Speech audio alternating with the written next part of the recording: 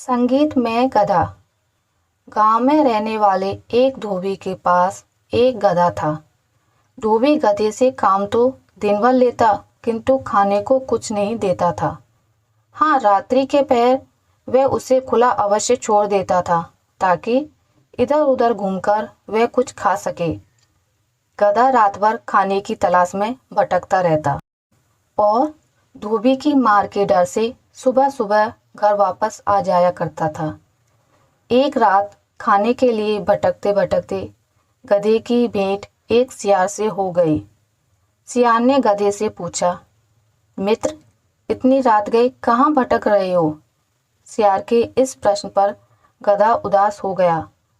उसने सियार को अपनी व्यथा सुनाई। मित्र, मैं दिन भर अपनी पीठ पर कपड़े लाद कर घूमता हूँ। दिन भर की मेहनत के बाद भी धोबी मुझे कुछ खाने को नहीं देता, इसलिए मैं रात में खाने की तलाश में निकलता हूँ। आज मेरी किस्मत खराब है, मुझे खाने को कुछ भी नसीब नहीं हुआ। मैं इस जीवन से तंग आ चुका हूँ। गधे की व्यथा सुनकर सियार को उस पर तरस आ गया। वह उसे सब्जियों के एक खेत में ले गया। ढेर सारी सब्जियां देखकर गधा बहुत खुश हुआ। उसने वहां पेट भरकर सब्जियां खाईं और सियार को धन्यवाद देकर वापस धोबी के पास आ गया। उस दिन के बाद से गधा और सियार रात में सब्जियों के उस खेत में मिलने लगे। गधा छक्कर, ककड़ी, गोभी, मूली, शलजम जैसी कई सब्जियों का स्वाद लेता। धीरे धीरे उसका शरीर भरने लगा और वह मोटा ताजा हो गया। अब वह अपना दुख भूलकर मजे में रहने लगा। एक रात पेट भर सब्जियां खाने के बाद गधा मदमस्त हो गया। वह स्वयं को संगीत का बहुत बड़ा ज्ञाता समझता था। उसका मन गाना गाने को मचल उठा। उसने सियार से कहा, मित्र, आज मैं बहुत खुश हूँ। इस खुशी को मैं गाना गाकर व्यक्त करना चाहता हूँ। तुम बताओ कि मैं कौन सा आलाप लूं?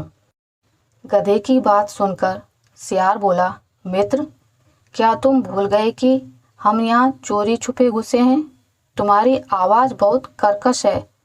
यह आवाज़ खेत के रखवाले ने सुन ली और वह यहाँ आ गया तो हमारी खैर नहीं, बेमौत मारे जाएंगे।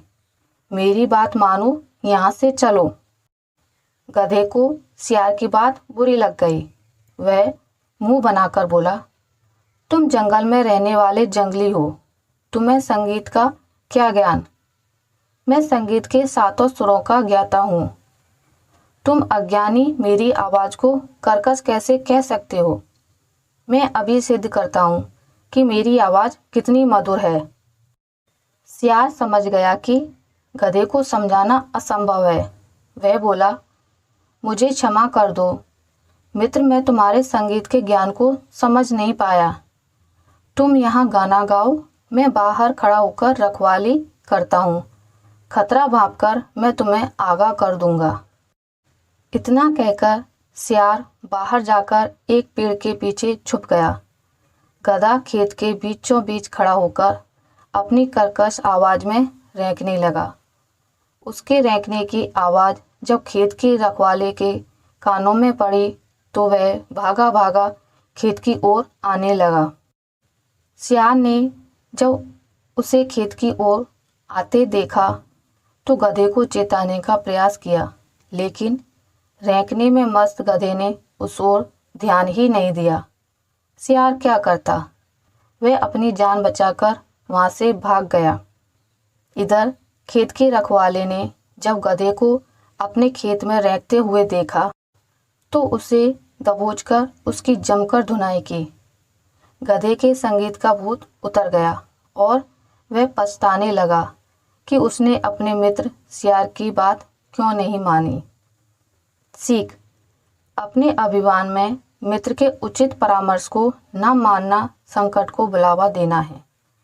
तो दोस्तों, आपको मेरी आज की वीडियो कैसी लगी मुझे कमेंट करके ज़रूर बताइएगा। अगर आपको ये वीडियो अच्छी लगी है तो इसे लाइक करें, ज़्यादा से ज़्यादा शेयर करें। और अगर आप मेरे चैनल पर नए हैं तो इसे सब्सक्राइब करना ना भूलें। मिलते हैं एक नई कहानी के साथ, तब तक के लिए नमस्कार।